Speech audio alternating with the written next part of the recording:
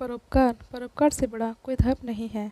रात तकरीबन 9 बजे दफ्तर से लौटने के क्रम में प्रफुल्ल बाबू की चमचमाती मर्सिडीज कार जैसे ही उनके घर के मुख्य फाटक में घुसी, ड्यूटी पर तैनात सुरक्षाकर्मी तेजी से दौड़कर उनके पास पहुंचा और उन्हें सैल्यूट करते हुए कहा, साहब, एक महिला आपके लिए लिखी गई किसी व्यक्ति की एक चिट्ठी लेकर न जाने कब से यहाँ भटक रही है और बार बार आपसे मिलने का अनुरोध कर रही है।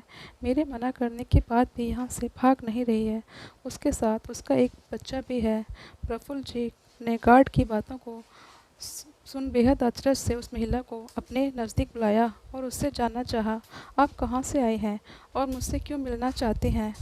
किसने ये चिट्ठी लिखी है?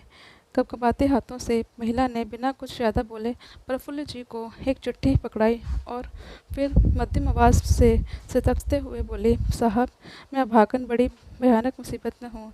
तत्काल आपकी मदद चाहिए। आपके पिताजी ने मुझे ये चिट्ठी देकर आपके पास भेजा है। मेरा इकलौता बेटा बहुत बीमार है।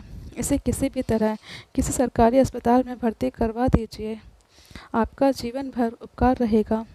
गांव में इसके इलाज की समुचित व्यवस्था नहीं होने के कारण मजबूरी में मैं आपके पास आई हूँ। चिट्ठी देते हुए महिला प्रफुल्ल जी के सामने अपना दोनों हाथ जोड़कर खड़ी हो गई। प्रफुल्ल जी ने उस चिट्ठी को ध्यान से पढ़ा और कुछ पल के बाद बेहद गंभीर व शांत हो गए। उसके बाद वे मेली कुचैली साड़ी पहनी, कभी उस महिला की तरफ अपनी आंखें फेरते तो कभी उस चिट्ठी की तरफ। कुछ देर तक बेहद गहरी चिंता में प्रफुल्ल बाबू गोताखोरी करते रहे। दरअसल उस चिट्ठी के साथ साथ वो महिला अपने गंभीर रूप से बीमार बच्चे को लेकर उनके पास इलाज हेतु मदद के लिए अपने गांव से शहर पहुंची थी। आप कब से मेरा इंतज़ार कर रही हैं? क्या आपने कुछ खाया है? प्रफुल्ल जी ने महिला से जानना चाहा। इसके उत्तर में महिला कुछ बोल न सकी, बस उनको लगातार एकटक देखती रही। प्रफुल्ल जी ने उसी क्षण अपने सुरक्षाकर्मी को बोल उस महिला और उसके बीमार बच्चे के लिए अपने आउट गेस्ट हाउस में रहने का इंतज़ाम करवाया और फिर वहीं कुछ देर बाद दोनों के लिए भोजन का प्रबंध किया गया। उन दोनों के भोजन करते करते प्रफुल्ल जी भी फिर अपने मोबाइल फ़ोन से किसी से कुछ बात करते हुए उनके सामने उपस्थित हो गए। महिला ने पुनः उनसे फरियाद करते हुए कहा, साहब, भगवान के लिए मेरी मदद कीजिए और मेरे इकलौते बीमार बच्चे को किसी अस्पताल में भर्ती करवा दीजिए, नहीं तो इसका बचना मुश्किल है। महिला बोलते बोलते उनके पैरों पर गिर पड़ी। अरे माता जी, ऐसा मत कीजिए। आप मेरी माँ समान हैं। आप चिंता मत कीजिए, सब ठीक हो जाएगा। प्रफुल्ल बाबू ने उसकी हिम्मत बढ़ाई। इतने में रात के बेहद खामोश सन्नाटे को चीरती हुई, हॉर्न बजाती हुई एक दूसरी गाड़ी तेज़ी से घर के अंदर घुसी और कुछ पल बाद एक डॉक्टर वहां उपस्थित हुए। आइए डॉक्टर साहब, ये बच्चा बीमार है।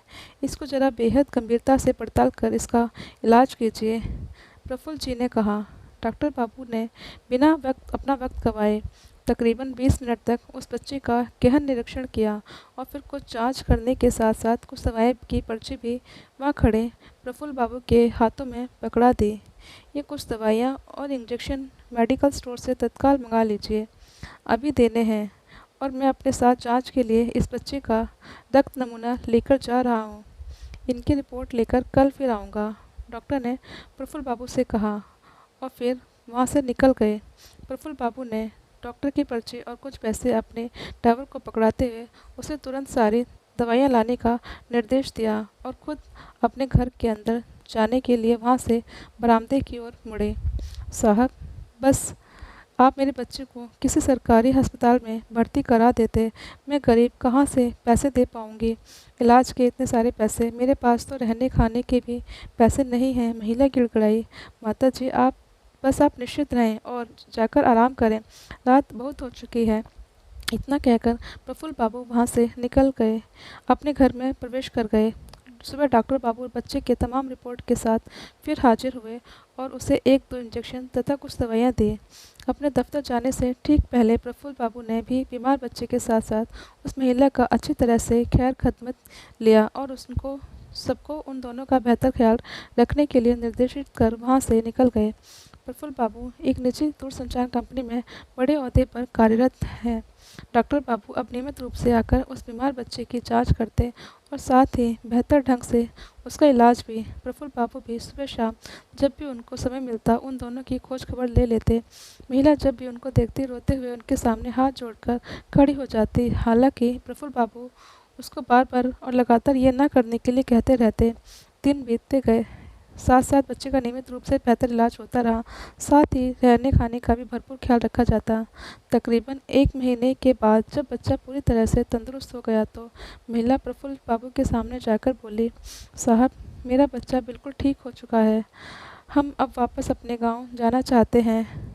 आपने जो मेरे लिए किया उसके लिए मैं जीवन भर आपका और आपके पिता कृष्णकांत जी का एहसानमंद रहूंगी। जब वो महिला अपने बच्चे के साथ वहाँ से विदा होने लगी तो प्रफुल्ल बाबू ने कुछ रुपयों के साथ दोनों को नए कपड़े और 2 जोड़ी नए चप्पल उपहार स्वरूप दिए और साथ ही साथ उन्हें एक चिट्ठी भी देते हुए कहा कि इसे उन्हें ही दे दीजिएगा जिन्होंने आपको यहाँ भेजा था। महिला हाथ जोड़कर कृतज्ञता का भाव प्रकट करते हुए उन्हें लगातार अनगिनत दुआएं देती वहाँ से बढ़ चली। ठीक दूसरे ही दिन वह अपने गांव पहुंच कृष्णकांत जी को वह चिट्ठी देते हुए महिला उनसे प्रफुल्ल जी की बहुत तारीफ करने लगी। बाबा, आपका बेटा तो देवता है, देवता। कितना ख्याल रखा हमारा। ऐसा बेटा किस्मत वाले को नसीब होता है। ऊपर वाला उन्हें और उनके समूचे परिवार को हमेशा सलामत रखे। कृष्णकांत जी उस चिट्ठी को पढ़कर दंग रह गए। उसमें लिखा था, परम आदरणीय बाबूजी, मैं आपको नहीं जानता और ना ही कभी आपसे मिला हूँ, लेकिन अब आपका बेटा इस पते पर नहीं रहता। कुछ महीने पहले ही उसने ये मकान बेच दिया है। अब मैं यहाँ रहने लगा हूँ, पर मुझे भी आप अपना बेटा ही समझिए। बचपन से ही मैं अपने पिता से महरूम रहा हूँ, इसलिए मैंने जब आपका यह पत्र पढ़ा तो मुझे ऐसा लगा जैसे मेरे सगे बाप ने मुझे कुछ करने के लिए आदेश दिया है।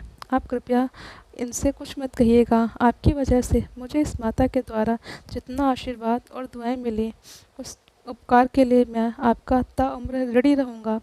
आपका अपना प्रफुल्ल शर्मा। कुछ बेहद खामोश लम्हों के बाद श्रीकांत जी का सिर कुछ सोचकर खुद ब खुद उस अनजान पवित्र आत्मा के लिए झुक गया और उनकी आंखें नम तो थी ही, पर हित सरिस धर्म नहीं भाई, पर पीड़ा सब नहीं अधमाई। परोपकार से बड़ा कोई धर्म नहीं है।